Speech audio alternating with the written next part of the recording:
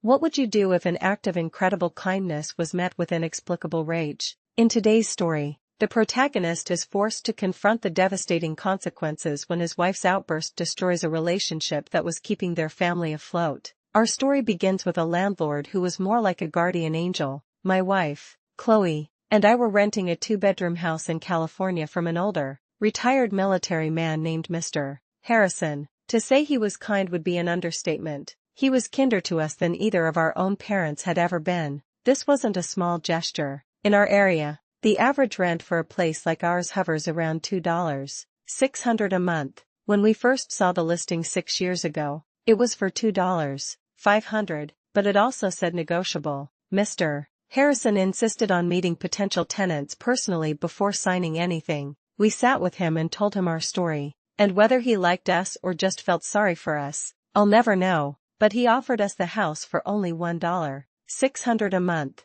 For 6 years, he was the landlord everyone wishes they had. Any problem was fixed within 48 hours, and if rent was a little late, he understood as long as we kept him in the loop. We never had a single issue with him. I once asked him why he was renting the house to us for so cheap, and his story was heartbreaking. He had originally bought the house for his daughter, but she and her fiancé were killed in a car crash just a few years before we moved in. He couldn't bring himself to sell the home that held so many memories, but he couldn't bear to see it sit empty either. His kindness became our lifeline during the pandemic. Chloe lost her job, and I had to take a pay cut. I called Mr. Harrison, explained our situation, and asked if we could possibly pay a few $100s less in rent, promising to pay it all back once things stabilized. He came over to talk with us in person. After a 2-hour conversation, he told us he would forgive half our rent, not defer, but forgive, until the crisis passed. We would only have to pay $800 a month.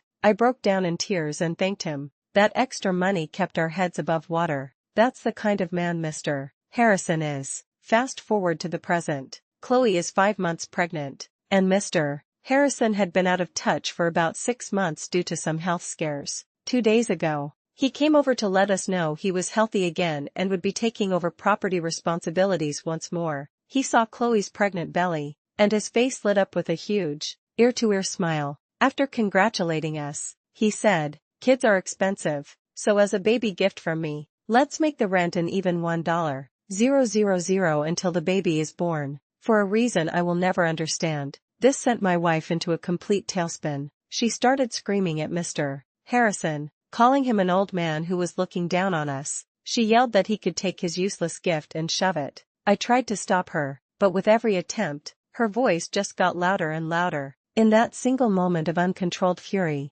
Chloe was not just shouting at a kind old man. She was severing a lifeline that had kept her family afloat for years, completely oblivious to the fact that her words would irrevocably shatter their future. At the end of her 3-minute tirade, she spat, "If you really want to gift us something for our baby, you should not let us pay rent at all. That's what you call a gift, you stupid old man." Throughout the entire verbal assault, Mr. Harrison just stood there. He didn't say a word in his defense. His joyful expression just melted away, replaced by a completely emotionless mask. When Chloe was finally done, he simply turned and left. The moment his car was gone, I blew up at her, demanding to know what she was thinking. He had never done anything but help us. She just started crying and refused to talk. I saw through the crocodile tears and told her to stop, that I needed a real explanation. The next morning, I told her we would be talking, with or without her fake tears, when I got home from work. As one commenter on my post astutely pointed out,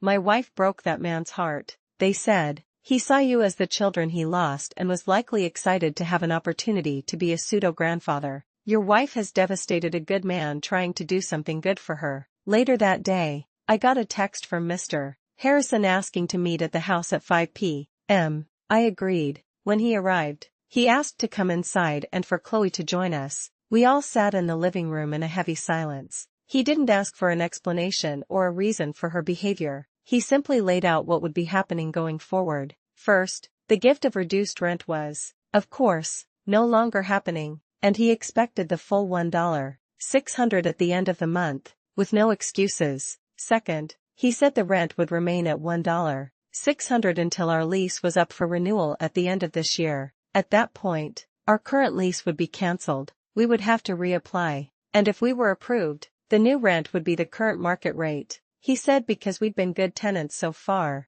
he'd give us the first option on the house. This meant a rent increase of over $1,000 a month. I tried to reason with him, to plead, but he refused to listen and just walked out. He later sent a text clarifying that our relationship would be strictly landlord and tenant from now on. I was only to contact him for house-related issues, not personal matters. This reveals Chloe's greatest fatal flaw, a sense of entitlement so profound it blinded her to true kindness, which ultimately sealed their financial fate. Chloe was white as a ghost. She stammered, asking what we were going to do. She knows that a $1,000 increase will throw us right back into living paycheck to paycheck. I blew up. I told her this was entirely her doing. She begged me to call him, to run after him, to fix it. But Mr. Harrison isn't answering her frantic calls or mine. The irony, as another commenter highlighted, is staggering. I find it ironic that she thought a discount on rent was a sign of pity, but offering rent-free would have been a real gift.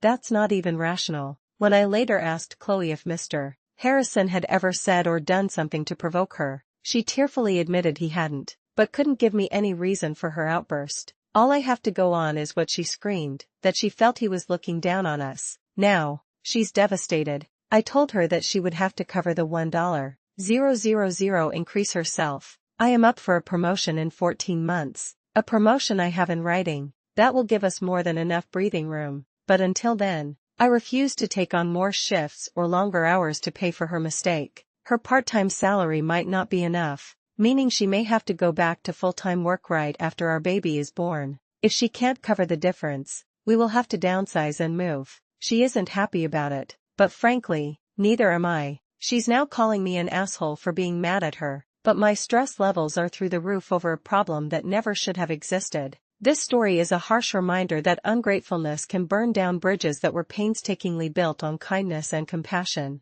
A moment of entitled rage undid 6 years of goodwill and has now put a family's future in jeopardy. What do you think could have possibly motivated Chloe's reaction? And was Liam right to make her solely responsible for the financial fallout?